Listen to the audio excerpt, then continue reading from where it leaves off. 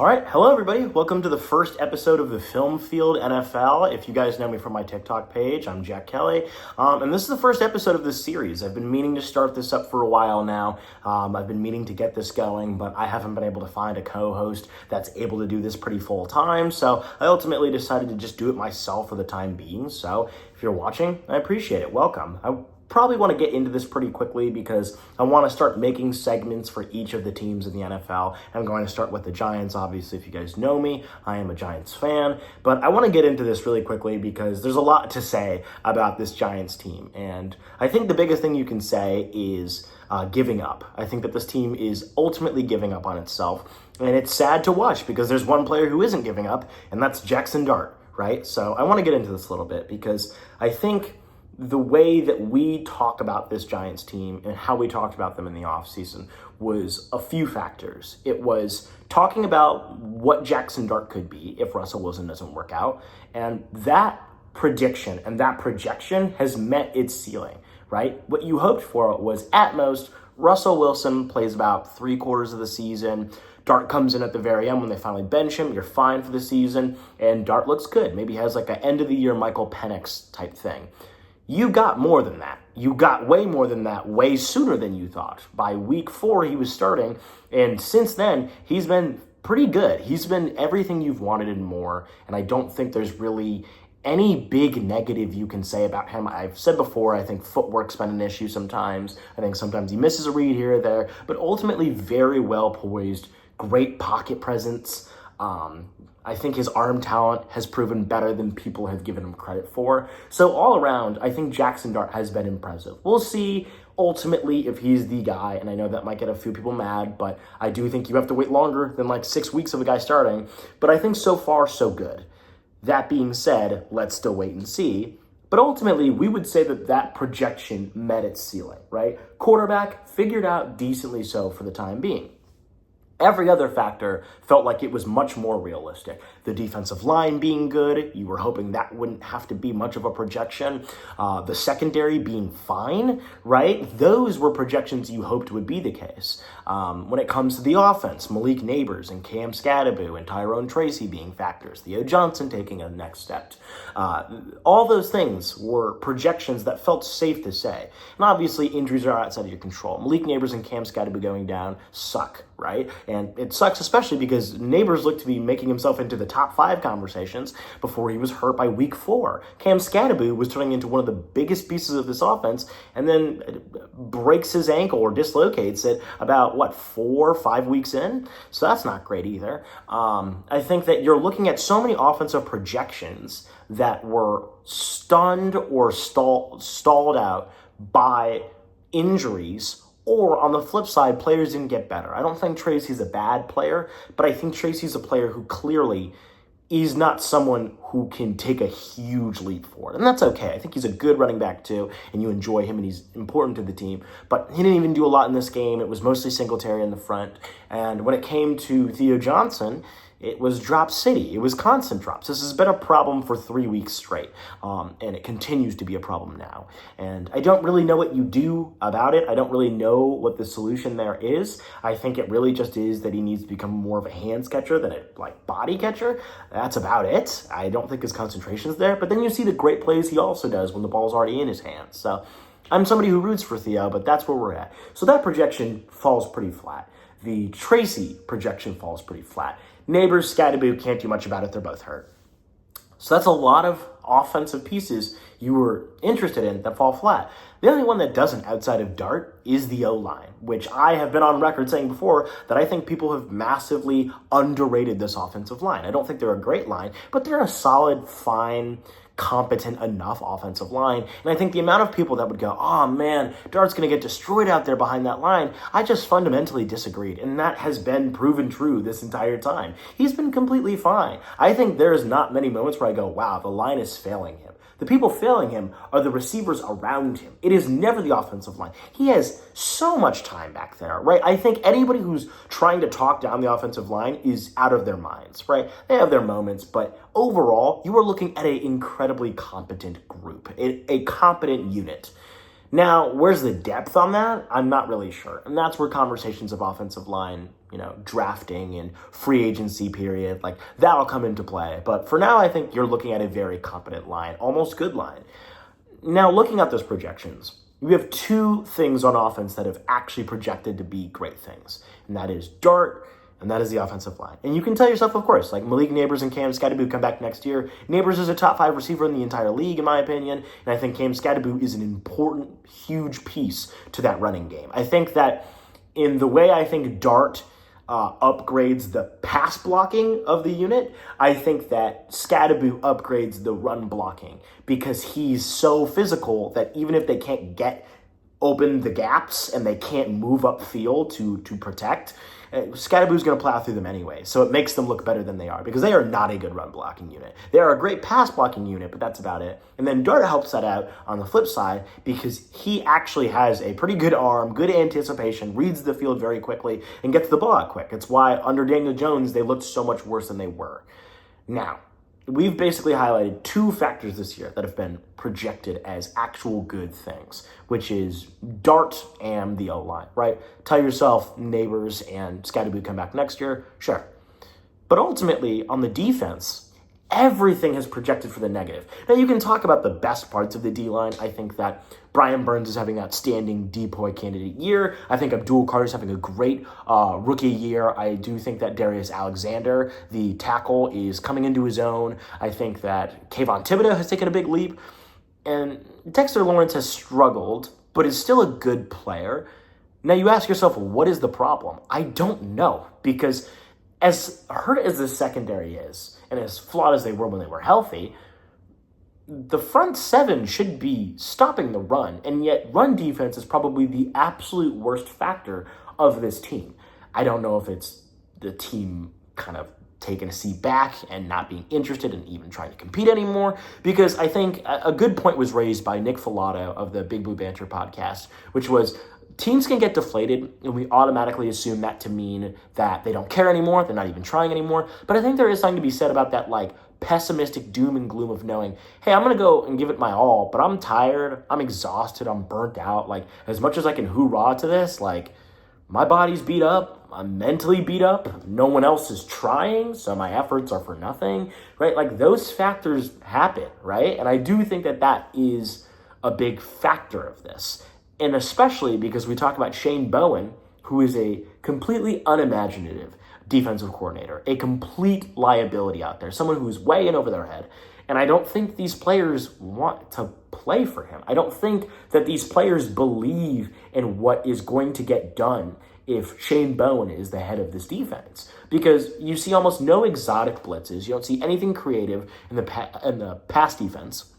You don't see interesting blitzes at all. You don't see interesting pressures, creepers. You don't see anything at all. It's all pretty vanilla. It's all pretty vanilla zone stuff, pretty vanilla man beating stuff. Like, it's not anything. It's not really anything at all. I mean, I think the biggest problem with Bowen is that he thinks he has the defense to do what he actually wants to do. And I think he obviously knows he doesn't have that defense, but he doesn't know how to do anything outside of it. What he wants to do is he wants to play zone, he wants to play man, he wants to play off the ball, right? He wants to be clever. He wants to disguise things within the passing game while still being vanilla. And I think that he can't do that because he doesn't have healthy safeties or corners right now. He already doesn't have the personnel for that. And I think on top of that, you're looking at a defensive coordinator who doesn't know how to play to his players' strengths. So all these players are good at things in some areas and bad in others. Darius Muasau is a guy that's supposed to be a really smart player, but not a great athlete, but isn't very smart either. So you can't do much there. Adebo is a guy that will probably let up a couple of big gains, a couple of big yardage situations, but ultimately he's a guy that I trust quite a bit to handle things for the time being. They don't even put him in good situations. I think at the very least, when you looked at someone like Wink Martindale, who was the defensive coordinator beforehand, he actually had a vision, right? Even if he realized that his corners might get burned when he sends these crazy blitzes at people, and he sends the house, and he leaves a few guys out on islands, at least that's a vision. At least he's putting players in the right position. It's why Bobby Okereke and Deontay Banks looked so good that year, because they were used in a way that fit their specialties. I don't think Shane Bowen knows how to do that at all. It's either his system or we're done. And I think that's what you've seen, right? For such a talented defensive line, give or take what you've seen from Dexter Lawrence, this should be unbelievable amounts of blitzes in this scheme, and yet we see almost none. They pressured Mac Jones almost zero, right? This is not a team that really particularly cares for actually getting creative with scheme. And I think that's the biggest problem. And you saw that on display again. And I think that there's something to be said about the actual players themselves. But like I said, I think if you are constantly seeing that your players are missing assignments, missing these blocks, missing these tackles, put them in positions where your best guys who can tackle, right? Get to the point of adapting. Shanahan is dealing with almost nothing. And do you know what he's doing? Adapting on both the offensive side of the ball and defensive side of the ball. I don't think that Dable and company can do that. And now listen, we'll get into Dable more as this goes on, but I think Dable is a guy that should get credit for the development of Dart. I think that in the beginning of the offseason, you saw Dart look incredibly skittish, holding onto the ball too long in practice, and among tons of other things. And that's okay. That's what a rookie goes through. But I think the way that he's developed in that regard is important. I think the offensive system they're putting around Dart is important. And I think those are big factors that should be celebrated of Dable, because I think he did do a good job of developing Dart. With that being said, if you cannot build around the golden ticket you've said you needed, you know what I mean? The golden ticket has always been wait till he gets a quarterback. And he did. And now we're in this situation. Well, the quarterback looks good. You know, it's not even that he's failed the quarterback. The quarterback looks good, but everything else doesn't. And you can talk about how hurt this team is, but they weren't hurt more than the 49ers. And they were completely outcoached. It'd be one thing if this game was close. It ended because Corey Black, the 7th round defensive back, he gets burned by somebody. That's one thing. But that's not what happened. They got beat up on the ground over and over and over again. Their talented defensive line, their front seven, who only Micah McFadden is missing, couldn't stop a nosebleed. And that's the biggest problem. And the bigger problem with that is you'd think change would happen. And yet here we are in year 2 with Shane Bowen, who also was bad last year. And Brian Dable, to this day, has said, no, he will continue to be their defensive coordinator. So if that's the case, I cannot feel bad for Dable when he does get fired, right? I do think there are things to celebrate about Dable. I think that he is good at scheming. I think he's good at developing quarterbacks. I think that he's quite underrated when it comes to developing receivers. I think a lot of Malik Neighbors' maturity is also a part of him in some ways. I think that there's a lot to celebrate when it comes to offensive-minded choices by Dable. But he's bad at everything else. Everything else he's bad at. He continues to bring people in who can't do anything. There is no adapting. There is no change. And if that's what's going to be the case here, you should be fired. As much as I think he brings in benefits. And I think that's what will happen. And now I want to get into certain factors of what the Giants can look at for the future, because this season's pretty over for them. But what can you be excited about? What can you look towards for the offseason, free agency, the draft, everything of those sorts? And what are you seeing right now out of the Giants that can be optimistic for the future? I think obviously Dart, right? That's the biggest thing here. And I want to say when it comes to the Dart conversation that Dart is somebody I believe in more than I used to pre-draft. And I want to start with this first. When he was first drafted, I was not a fan. I am an Ole Miss fan, right? It's funny enough, I'm an Ole Miss and Giants fan. And I was somebody who had watched Dart for 3 years. And we have a very specific system at Ole Miss. It's a very easy system. And I personally was somebody who believed that because he wasn't asked to read the field a lot, because he was somebody that typically fell apart pretty badly in big games, I was not in on the idea of taking him. Now, I was not against the idea of taking him in the second round. I thought if you could get Travis Hunter or Abdul Carter, and then you take Carter, and then you take Dart in the second round, that's fine. We'll see what he can become. I think that's okay. I became angry because of the quarterbacks they chose. They chose Dart and traded up in the first round for him, and that frustrated me. And I think where I was wrong and where I underestimated Dart are a couple of factors. I think that the one read system stuff that everybody talked about was pretty baloney. That is their system, but that had more to do with what was being asked of Dart and not a statement on what he couldn't do. The idea of just because a player isn't asked to do something doesn't mean they can't is a big thing that I've had to learn when it comes to the draft process, and that I think a lot of people should learn. And it's something that got me with Jaden Daniels, where I liked Jaden Daniels a lot. He was a first rounder to me, but I always kept saying, man, he doesn't hit the middle of the field a lot. Like, is that a struggle for him? Does he hesitate sometimes over the middle of the field? They didn't really give him a lot of options there. Is it because he can't do it? Turns out he can do it just fine. He can do it pretty fine. The only reason they did that so much is because they realized they could abuse slot fades all day and go balls to their best outside X vertical receivers, right? And so that kind of context is important. Why does Ole Miss never ask Dart to really read the field a ton and do quick game? Because it's college football, and college football is gimmicky as hell. That's why. I mean, half of these teams in college football are throwing 90 screens. It's not really real football. So that's kind of the answer to that. And I think as time went on during the offseason and we got to see Dart play in preseason and practice and OTAs, all that kind of stuff, you started to notice certain abilities of him. One, he can read the field. Sometimes he can get stuck on a read, but he can read the field. I think that was completely wrong by me and completely wrong by everybody else. And I hope other people take accountability about that, because there's a lot of people who I appreciate about their draft analysis who kind of go on to pretend like they didn't say it. A lot of you said that, including me, and we were all wrong. He can clearly read the field. There are issues with Dart. That is far from one of them. Now, another aspect of his game that I think was underrated is his pre-snap analysis. He's actually quite smart at taking his time and really truly understanding things. I think that was definitely one of the biggest things that teams wanted out of Dart, was to just see how smart he was, and he's pretty damn smart. I think that when it comes to analyzing stuff pre-snap, he's been very, very on point this year, especially with his cadence, which was another thing people laughed about with the clap. He's great with his cadence. He gets multiple offsides penalties all the time because of his cadence. If you pay attention, there are so many moments where a coverage busts or something like that because of his pre-snap analysis and because of his cadence. So in terms of that aspect, he kind of plays like a veteran, and I think that's a very high-level trait you want to see out of a franchise guy. So you have a quarterback that is both good at going through his reads and is great pre-snap. And I think those are two aspects that people underrated brutally, including myself.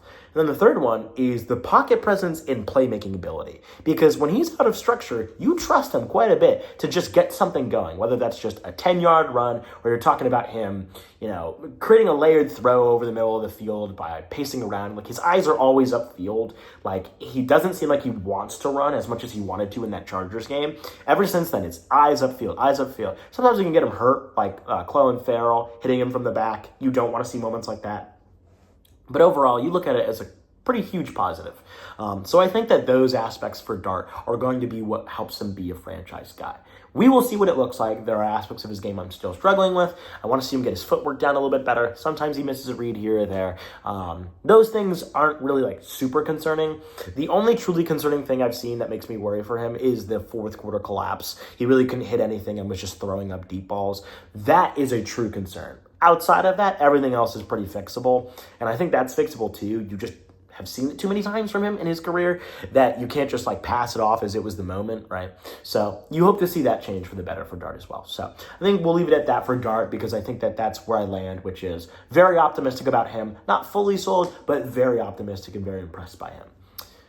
Now, as we look at other pieces of this offense for the future, I think O-line looks fine. I think you have to prioritize extending Jermaine Illuminor. Bo was at right tackle, and he looked fine, and then he didn't. And that's okay. He's a rookie, right? I don't think that everything we're going to be saying about Marcus Bo is going to come down to his rookie year, right? And especially with how big of a job he had. But still, he was letting up pressures against backup defensive tackles and pass rushers. I do think that Bo's arm length is going to be a problem going forward, and I think you look at him as more of a guard, and I think that's fine because the interior is already pretty weak, but I think that does tell you that Illuminor is probably the guy you want to focus on for the time being and for the future.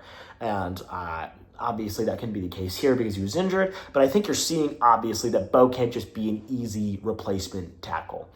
That's fine. We'll see what it'll be for the future, but I think as of this game, he struggled.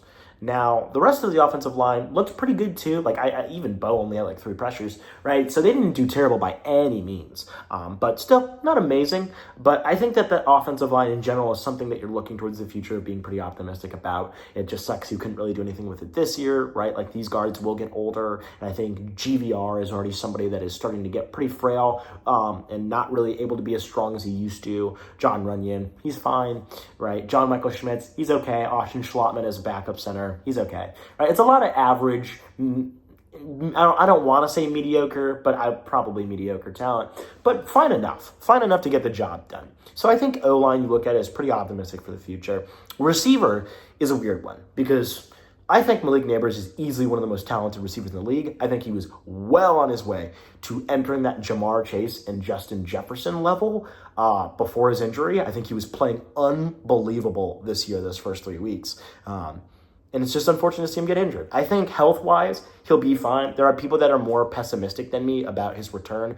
I'll be honest, I'm really not. I think we've seen way too many receivers come back and be okay post-ACL injury as of late that I'm not really that concerned for him. I mean, I just saw Stephon Diggs come back and look healthy. Obviously, you never know, right? It's still something to monitor, but it's not something that I find myself really fretting and worrying over. The only thing that bothers me is the fact that we lost a whole year of Dart and Nabers connection together, which would have been really great. And that's about it. But outside of Malik Nabers, even just assuming he comes back healthy, this receiving room is bad. Wandale is a very average slot receiver. One I like, by the way. I think Wandale's a fun player, but he is what he is. I don't think he'll ever be that deep vertical player. I think he's just kind of a bona fide slot receiver. That's about it. Darius Slayton is clearly overpaid, can't catch anything, can't catch a cold. I think that he's obviously out of the mix and is at best a wide receiver 3. Bo Collins is not really anything. I think that he's fine. He doesn't give you a lot of versatility. LoJordan Humphrey is a practice squad player that I don't even think runs very fast. Jalen Hyatt is a complete bust. He is not even worth having on the field, unfortunately. You are not looking at a very talented receiving room whatsoever. And I think that that has to be the focus for the Giants going forward. I think that they need to invest heavily in receiver. And I think that that should come via the draft. I think that there's a few guys in this draft class that I like quite a bit. 2 of those guys at the top are Carnell Tate and Jordan Tyson. Everyone else outside of that is very good as well. There's Chris Bell from Louisville. You've got Micaiah Lemon, very, very smart, savvy, fast route runner. Kind of more of a flanker, slot guy than I think Carnell and Jordan Tyson are, but still good player. You've got a few others as well. I think Elijah Surratt's interesting, but I don't think he's a first rounder. You've got Casey Concepcion. There's a lot of interesting guys, but I point towards Carnell and Jordan Tyson because I think that those guys are true 3-level separators that actually give you a bunch of versatility to add with Nabers. Like Carnell Tate and Jordan Tyson are the kind of guy that could come in if Nabers doesn't come in week 1 and be fantastic. Like, those are guys that could win Rookie of the Year alongside Dart next year. And I think to have another big playmaking guy opposite of Nabers is important. And there's people who will tell you, oh, well, why don't you just draft a guy in the 2nd round or the 3rd round?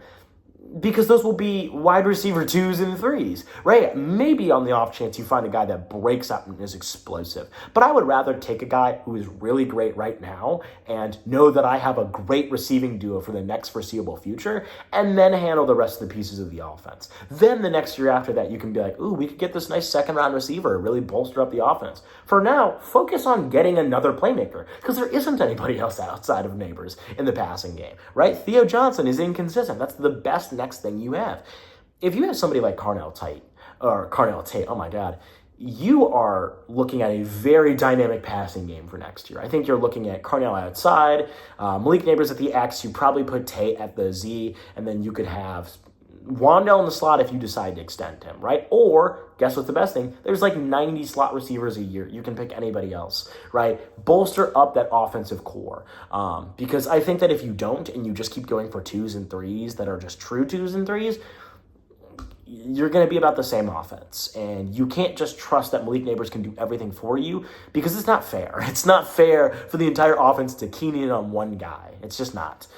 So I think in terms of the future of that offense, you have to look at a guy like Carnell Tate or Jordan Tyson. They're very interesting receivers to me where I think that Jordan Tyson might be a little bit better, but I juggle between the two. Season's not over. We'll see. Jordan Tyson, very fast. Reminds me a bit of Justin Jefferson, a little bit Garrett Wilson-y, very twitchy, very injury prone, which is a concern. But outside of that, really great hands, really good change of direction, really good routes. I think he might be the best route runner in this class. Him and Tate are pretty close. But the thing that gets me about him is he's got a little bit of an Antonio Brown factor to him, where he's so twitchy, but is so great at extending his frame with leaping and jumping and contorting on very difficult catches downfield. And he does it so frequently, and his hands are so late when he does it, that nobody even gets a chance on the ball, so he doesn't even really get hit or much physical contact on those contested catches. And that's a very rare trait. That's a very rare trait. And I think that he, on a route running level, is incredibly crisp. His stems are beautiful. He's a guy that I would very easily take very high. And the next guy, Carnell Tate, is fantastic. I've been a fan of Carnell Tate since he first got to Ohio State. I believe very much in Brian Hartline and that wide receiver program in general. I think most people do. And I think a lot of people talked about Carnell, but not enough for my liking. I think he's unbelievable. I think he's a guy I would easily take with the top 10 pick. I think he's fantastic. I think that he has absolutely taken the leap this year. His routes are phenomenal. The comp I have for him is Devontae Adams, because I think they run routes very similar. They have those wide strides in their routes and know how to condense their legs very well. And the thing about Tate is Tate might have the best rocker step I've ever seen. Just absolutely beautiful. His ability to be so twitchy within his hips and elbows, or not elbows, knees, is very special. Because he's a guy that looks like he's a much more smoother and stiffer route runner than he is. But when it comes to that break on that stem, he becomes so twitchy and so agile. It's like through his stride, he's, I'd say, Devontae Adams, but then at the top of his routes, he suddenly becomes Garrett Wilson, and it's awesome. And then his contested catching is fantastic. I think that his catch radius is huge. I think the way that he works back to the ball is very smart and very calculated. He's an awesome receiver, and I think either one of these guys is the kind of guy that can complement Neighbors for the next few years, you hope. So when it comes to drafting receiver, that's absolutely where my brain would be at. I get it when you're talking about maybe a swing tackle that you're looking for if you ultimately choose for Bo to go to guard again. I get those things. I'm not as sold on making a move like that when you already have an awful receiving core. I mean, looking back at the tape, the reason that Dart was hitting so many of these passes behind the sticks is because nobody was open. You know what I mean? Of course, Malik's going to be open when time comes, but that's one person. That's one person. And they didn't really try very hard to cover everybody. So I think when it comes to that future, you have to focus on getting a second receiver and build up that rapport with Dart with his guys. So I think that's an important part. When it comes to the defense, it's a bit of a harder conversation because I think on one hand, you do tell yourself that, all right, new defensive coordinator comes in. Let's say it's a disciple of Robert Saw or something of those kinds. Comes in, goes, hey, I know exactly what to do with this defensive front. Re-sign Kayvon Thibodeau, let's do this. And you decide to play through that entirety, right? You see how they bring in more exotic blitzes, more creative stuff, and they look like a better defense.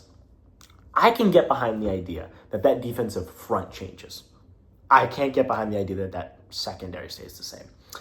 I believe in Holland. I think Holland's a good safety.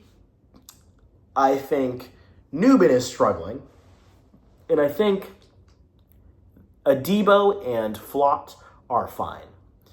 But you need to bolster that corner group up. That's why I think when it comes to the draft, if you're trying to argue to me you would rather go out and put all of your passion and strength into getting like Mansour Delane or something like that, any of those corners, I understand that. Because that is a problem too. I think Flott is a guy that I like a lot, but is a high end too. I think Adebo's a high end too. So you don't really have a true number one guy. You wish you did.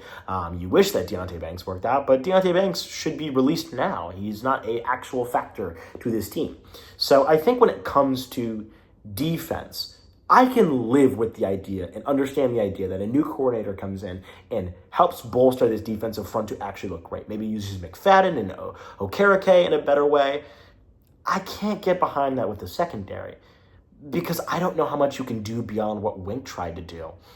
And after that point, I think you have to be aggressive in free agency or in the second and third rounds of the draft.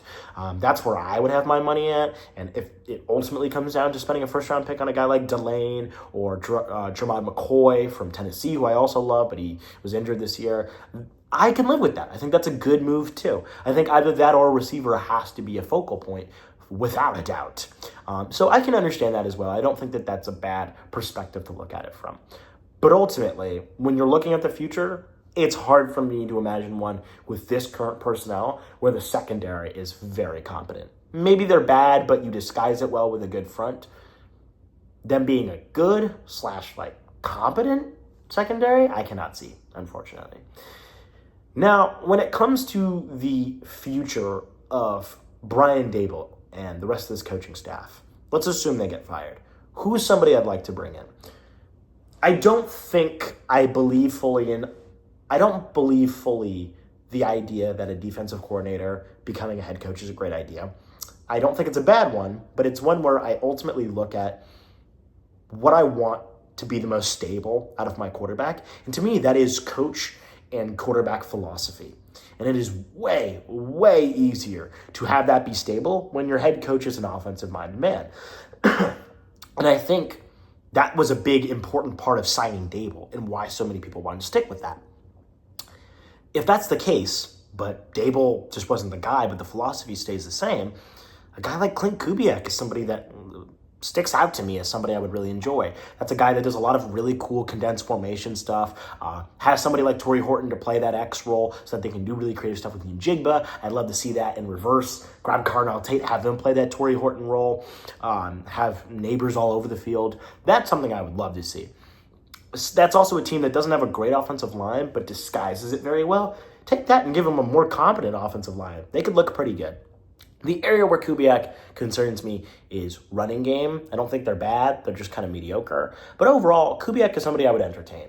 I think maybe something like that and some smart defensive coordinator from like Jesse Minter's crew or something like that could be interesting. But ultimately, when it comes to Daboll, I'm out. I'm fully out because I can get behind some excuses. I can get behind the idea that, hey, we don't have Malik Neighbors. We don't have Scatterby. Not much we can generate on offense. Fair, right? Dart's doing his thing. That's okay.